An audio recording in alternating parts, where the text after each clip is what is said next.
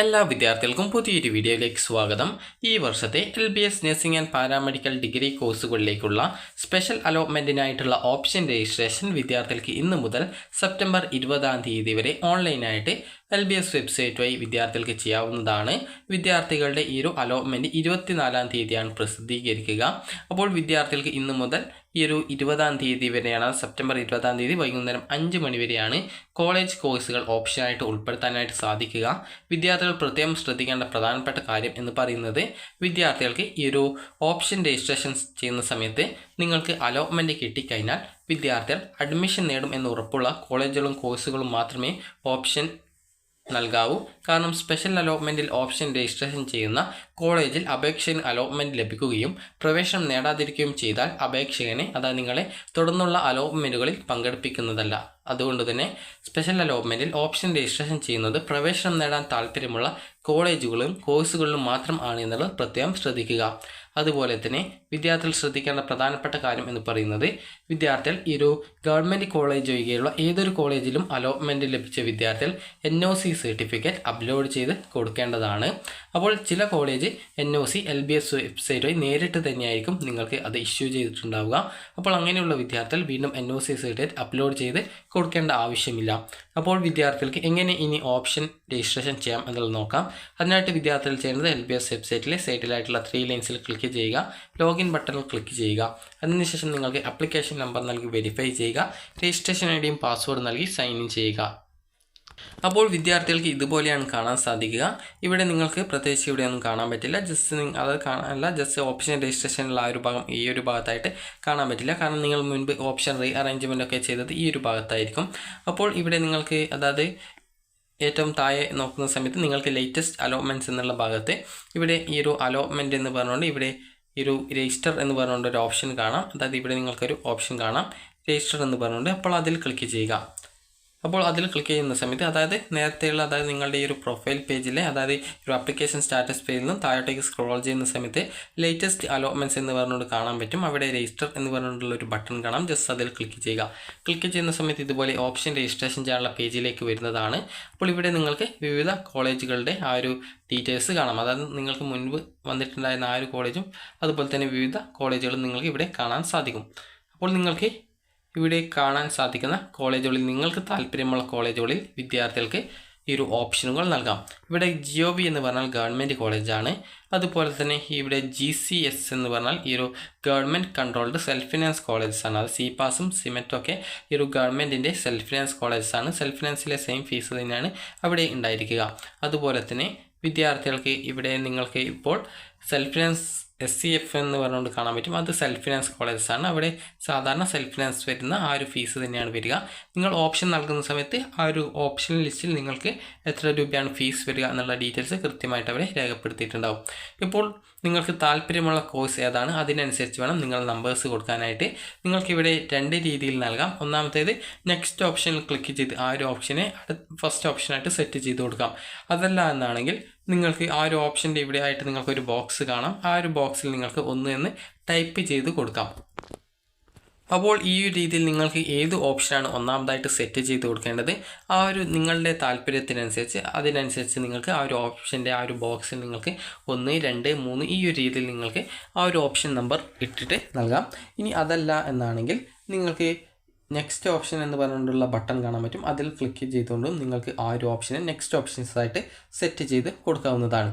പ്രത്യേകം ശ്രദ്ധിക്കേണ്ടത്, നിങ്ങൾ ഈ ഒരു രീതിയിൽ ഓപ്ഷൻ നമ്പർ ബോക്സിൽ 1, 2, 3 ഈ ഒരു രീതിയിലാണ് നിങ്ങൾ നൽകാൻ ഉദ്ദേശിക്കുന്നതെങ്കിൽ സേവിൽ ക്ലിക്ക് ചെയ്ത് ഒരു 10 ഓപ്ഷൻ നൽകുന്ന സമയത്ത് തന്നെ സേവിൽ ക്ലിക്ക് ചെയ്ത് അത് സേവ് ചെയ്ത് കൊടുക്കാനായിട്ട് ശ്രദ്ധിക്കേണ്ടതാണ്. കാരണം ചില സമയത്ത് എന്തെങ്കിലും കാരണവശാൽ അത് ഓട്ടോമാറ്റിക്കലി ആ ഒരു പേജ് റിഫ്രഷ് ചെയ്യപ്പെടുകയാണെങ്കിൽ നിങ്ങൾ വീണ്ടും ഓപ്ഷൻ കൊടുക്കേണ്ടതായിട്ട് വരും. അപ്പോൾ അതുകൊണ്ടാണ് വിദ്യാർത്ഥികളോട് പറയുന്നത്, നിങ്ങൾക്ക് വേണ്ട ഓപ്ഷൻ കൊടുക്കുന്ന സമയത്ത് തന്നെ സേവ് ബട്ടൺ ക്ലിക്ക് ചെയ്ത് ആ ഒരു ഓപ്ഷൻ നിങ്ങളുടെ ആ ഒരു ലിസ്റ്റിലേക്ക് ആഡ് ചെയ്ത് കൊടുക്കാനായിട്ട് ശ്രദ്ധിക്കുക. കാരണം ചില സമയത്ത് അങ്ങനെയൊക്കെ സംഭവിക്കാറുണ്ട്. അപ്പോൾ അതുകൊണ്ടാണ് വിദ്യാർത്ഥികൾ ഒരു മിനിമം ഒരു 10 ഓപ്ഷൻസ് ഒക്കെ കൊടുക്കുന്നുണ്ടെങ്കിൽ, അതായത് 10ൽ കൂടുതൽ കൊടുക്കുന്നുണ്ടെങ്കിൽ ഒരു 10 ഓപ്ഷൻ കൊടുത്ത ശേഷം നിങ്ങൾ അത് സേവ് ചെയ്ത ശേഷം അടുത്ത നെക്സ്റ്റ് ഓപ്ഷൻ നമ്പർ വെച്ച് അടുത്ത ഓപ്ഷൻസ് കൊടുക്കുക.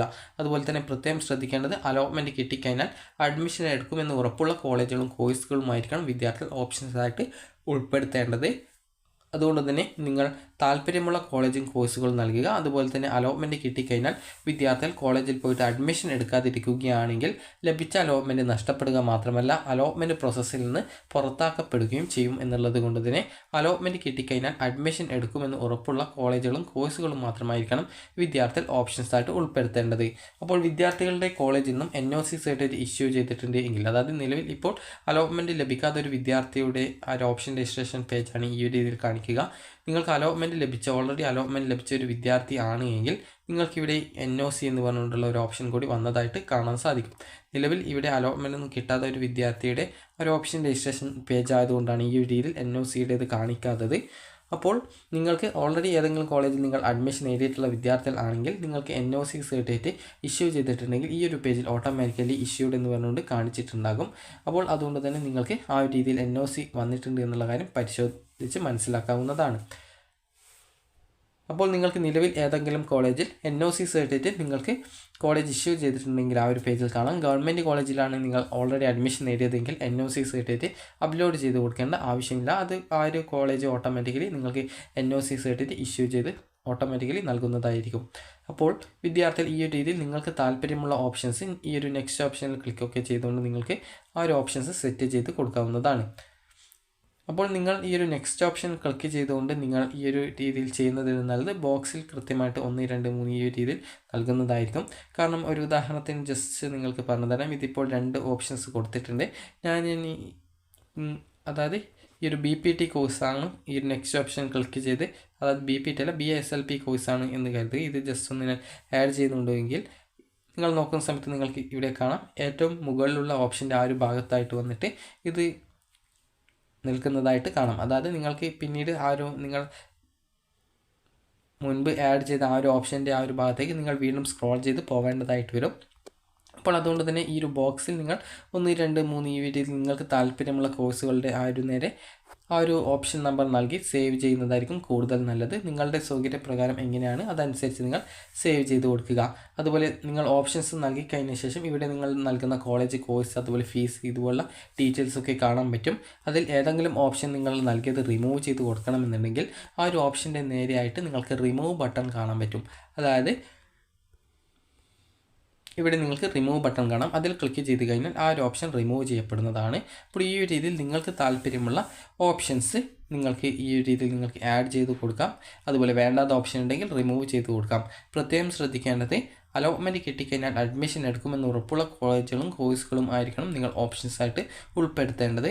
കാരണം വിദ്യാർത്ഥികൾക്ക് ഈ ഒരു അലോട്ട്മെൻറ്റ് ലഭിച്ചു കഴിഞ്ഞാൽ നിങ്ങൾ അഡ്മിഷൻ എടുക്കാതിരിക്കുകയാണെങ്കിൽ ലഭിച്ച അലോട്ട്മെൻറ്റ് നഷ്ടപ്പെടുക മാത്രമല്ല അലോട്ട്മെൻറ്റ് പ്രോസസ്സിൽ നിന്ന് പുറത്താക്കപ്പെടുകയും ചെയ്യും. അതുകൊണ്ട് തന്നെ അലോട്ട്മെൻറ്റ് ലഭിച്ച് ഓൾറെഡി തേർഡ് അലോട്ട്മെൻറ്റ് ശേഷം അഡ്മിഷൻ എടുത്ത വിദ്യാർത്ഥികൾ ഈ ഒരു കാര്യം കൂടി പ്രത്യേകം ശ്രദ്ധിച്ച് നിങ്ങൾക്ക് താല്പര്യമുള്ള, അതായത് അലോട്ട്മെൻറ്റ് കിട്ടിയാൽ അഡ്മിഷൻ എടുക്കുമെന്ന് ഉറപ്പുള്ള കോളേജുകളും കോഴ്സുകളും ഓപ്ഷൻസായിട്ട് ഉൾപ്പെടുത്തുക. നിങ്ങൾ ഓപ്ഷൻസ് നൽകിക്കഴിഞ്ഞാൽ പ്രിൻറ്റിൽ ക്ലിക്ക് ചെയ്ത് ആ ഒരു ഓപ്ഷൻ പ്രിൻറ്റ് ചെയ്യാവുന്നതും നിങ്ങൾക്ക് ഈ ഒരു 20-ാം തീയതി വരെ നിങ്ങളുടെ ഓപ്ഷൻസ് എത്ര തവണ വേണമെങ്കിലും എഡിറ്റ് ചെയ്ത് കൊടുക്കാവുന്നതും ആണ്. അപ്പോൾ വിദ്യാർത്ഥികൾക്ക് ഈ ഒരു വീഡിയോ ഉപകാരപ്രദമായിട്ടുണ്ടെന്ന് കരുതുന്നു. അപ്പോൾ നേരത്തെ പറഞ്ഞതുപോലെ നിങ്ങൾ നൽകുന്ന ഓപ്ഷൻസ് നിങ്ങൾക്ക് അലോട്ട്മെൻറ്റ് കിട്ടിക്കഴിഞ്ഞാൽ അഡ്മിഷൻ എടുക്കുമെന്ന് ഉറപ്പുള്ള കോളേജുകളും കോഴ്സുകളും ആയിരിക്കുമെന്നുള്ളത് പ്രത്യേകം ശ്രദ്ധിക്കുക. കാരണം സ്പെഷ്യൽ അലോട്ട്മെൻറ്റ് എന്ന് പറയുന്നത് നിങ്ങൾക്ക് ഈ ഒരു അലോട്ട്മെൻറ്റ് കിട്ടിയാൽ നിങ്ങൾ അഡ്മിഷൻ എടുക്കാതിരിക്കുകയാണെങ്കിൽ ലഭിച്ച അലോട്ട്മെൻറ്റ് പോവുകയും അതുപോലെ തന്നെ നിങ്ങൾക്ക് മുൻപ് കിട്ടിയിട്ടുണ്ടെങ്കിൽ ആ ഒരു സീറ്റ് കൂടി നഷ്ടപ്പെടുകയും ചെയ്യപ്പെടുന്നതായിരിക്കും. അതുപോലെ പിന്നീട് വരുന്ന അലോട്ട്മെൻറ്റിൽ പരിഗണിക്കപ്പെടാതിരിക്കുകയും ചെയ്യും. അതുകൊണ്ട് തന്നെ വിദ്യാർത്ഥികൾ അലോട്ട്മെൻറ്റ് കിട്ടിയാൽ അഡ്മിഷൻ എടുക്കുമെന്ന് ഉറപ്പുള്ള കോളേജും കോഴ്സും മാത്രം ഓപ്ഷൻസായിട്ട് ഉൾപ്പെടുത്തുക. നിങ്ങൾക്ക് ഈ ഒരു വീഡിയോ ഉപകാരപ്രദമായിട്ടുണ്ടെങ്കിൽ ലൈക്ക് ചെയ്യുക, ഷെയർ ചെയ്യുക. Thank you for watching.